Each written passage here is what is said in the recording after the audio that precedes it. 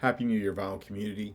This is my contribution to the Other Vinyl Tag 2024, the Stunty edition. Show a record you spent years looking for. This is Peter Newton and Michael Brook, Sleep with Fishes, 1987. This is just one of those records. It's not particularly rare, but it's eluded me for years and years. I had a friend back in the 80s, I think it was 87, who got a copy of this. I wasn't fortunate enough, and it's taken me all this time to finally find an affordable copy that's in playable condition. Runner-up would be Ralph and Florian. This is a late 70s US repress, not an original. Happy to have it. Show the best deal you got in 2023. Okay, there were deals and then there were deals. So I found this 12-inch single from Soviet France. Sorry about the reflection. I hope you can make out some of the pressed aluminum. It's a lovely, unique jacket. And the reason that this was a deal was because it was sitting in a record bin at one of the larger record shops in the area for the past 2 years. So the price that I got was the 2021 price, not the 2023 price. So I consider that a deal. Show a new artist from 2023.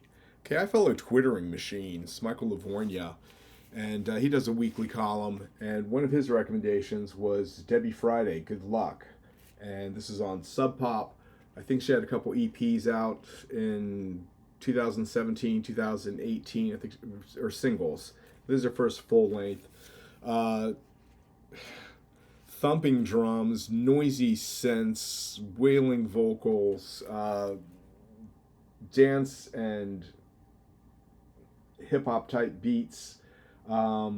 Very engaging, very aggressive, a little bit different from what you would expect. If you're a fan of Santa Gold, you might want to check that out. Show a record people would be surprised you got in 2023. Okay, without a doubt, that would be the Grateful Dead, Anthem of the Sun. So I am not a Deadhead. I am not going to be a Deadhead. I don't have anything particularly against Deadheads, but this has never been my wheelhouse.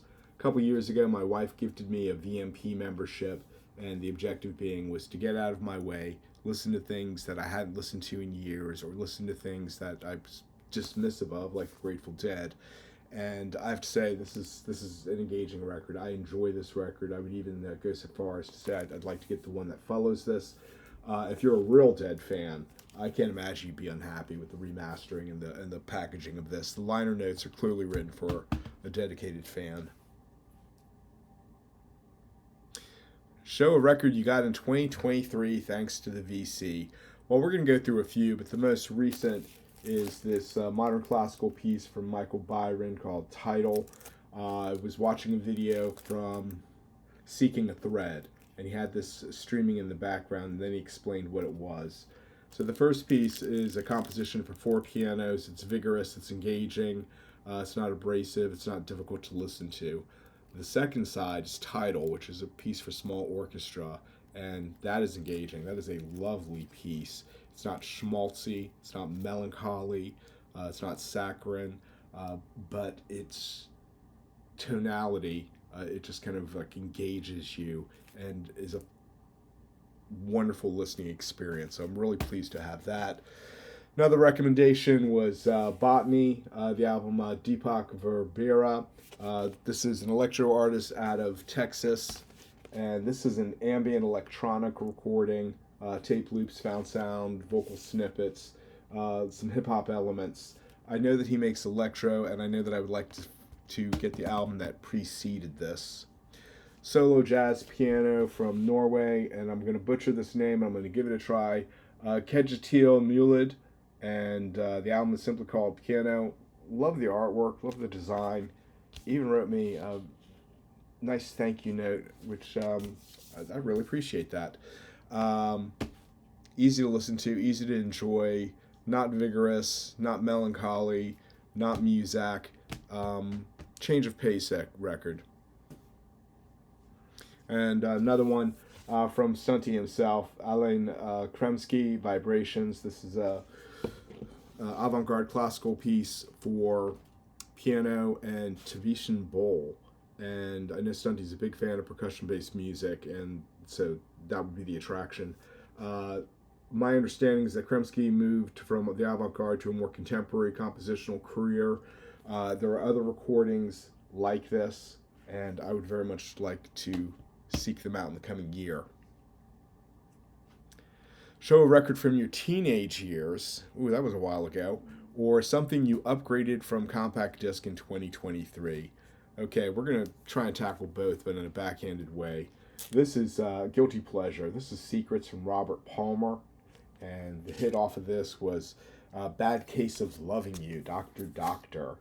And I don't think that would be a hit today. But I was 15 years old. School let out. I took the streetcar downtown to my favorite record store at the time. Bought this, stopped at Mickey D's for fries, hopped the train back home, time for dinner, and then listened to the record with my roommates. And I've been carrying it around with me ever since. Show a favorite jacket sleeve you bought in 2023. Okay, I don't understand this sleeve, but I like it. This is a Joaquin Cornejo. This is another Stunty recommendation. This album really engaged me. I was really quite taken with this. I can't pronounce the album title. My apologies. Perhaps someone can jump in and indicate how that's pronounced.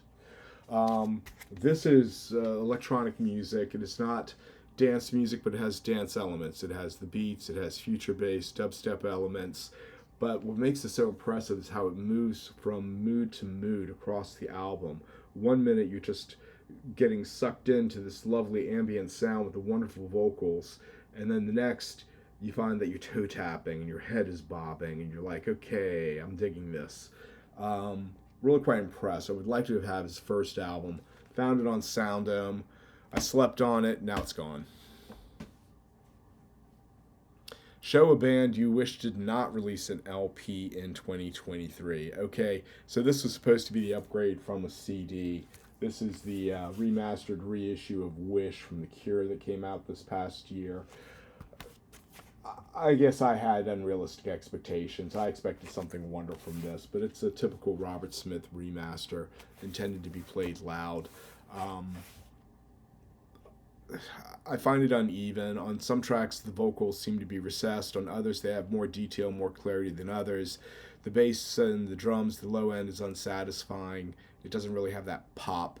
The shimmering wall of sound he was going for with the guitars and the many layers, the many multi-tracks, it just it's not really an improvement. You might as well just stick with the CD. So I'm done. I don't need any more of those. That's kind of like killing the reissue bandwagon. VCLT. Well, obviously this is my first video, so I don't have any VCLT proper, but I do have some freebies from record stores, and I'd like to speak to two. This is ESP Sampler, and this is snippets of tracks from their catalog. So it's not even the entire track, but the performances on here: Pharoah Sanders Quintet, Milford Graves Percussion, Albert Eiler, Henry Graves Trio. I bought something, perhaps a reissue on ESP this past year, and then I found some original, then I found more reissues, and this is kind of like fueling my ambition. So my thanks to Garen at Right On Records for gifting that to me. You can see the on the label how many titles they crammed onto this. I mean, it's like 20-odd snippets. So not the most satisfying listening experience, but they're all engaging, and then you're like, oh, I want more. And Dig Vintage and Records gifted me Antonio Vivaldi solo violin pieces. Of course, it's a box set. So, of course, all the records are mint because they didn't get played, and I just fell in love with this. This is a reissue on MHS from the early 80s, from a mid-70s Italian box set. Every day I'd come home from work and I'd put on one of those pieces, and it was chill. I just loved it.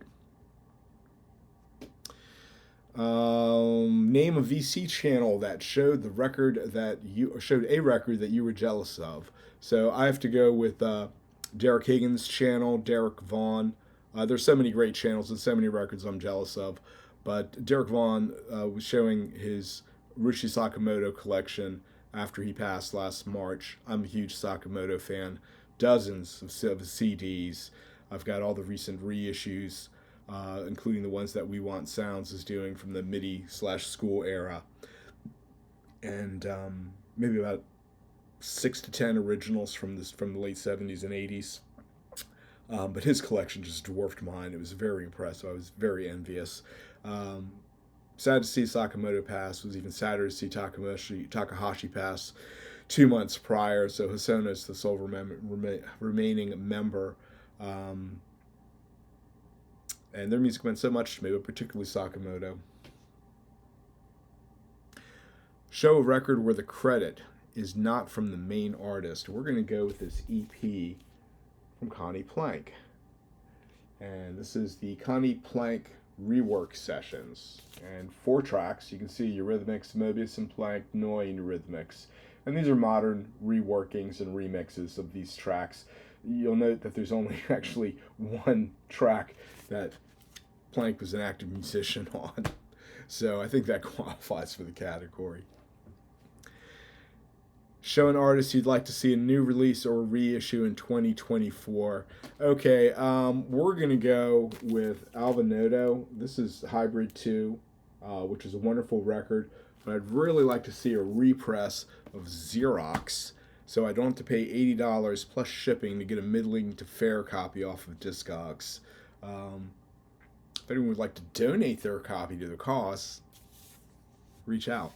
I know that's unlikely. Show a band or artist that you want to spend more time investigating in 2024. Again, another Stunty recommendation, Simon Fisher Turner.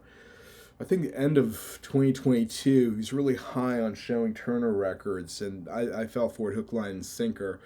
So I picked up 2 of the recent ones on Mute Records, and I picked up one of his former band's albums from the 1980s. The 80s record was really quite engaging. It was alternative rock, kind of Baroque pop, very much in the vein of early Bowie, but not Bowie. Took me a few listens to really appreciate it, and then I did. Kind of like listening to some of the old Scott Walker records. I had assumed since the recent stuff was on Mute Records, this would be easier to locate than it actually is. So I think in 2024, I'm going to make an effort to revisit the Simon Fisher Turner records. It's so easy to get caught up in something new, watching all the wonderful content on the vinyl community, that I quickly move on to the next thing before I've fully exhausted the opportunities presented by what I'm listening to at the moment. So that's something I'd like to correct. I don't think I'm alone in that. Anyway, that's my entry. Thank you all very much for everything you do. Half of the stuff was being shown just to show that there are people like me who do listen to you and do take your recommendations seriously and do pursue them. So I hope I can contribute something back. My name is John. This has been Vinyl Tag 2024, the other edition. Be seeing you.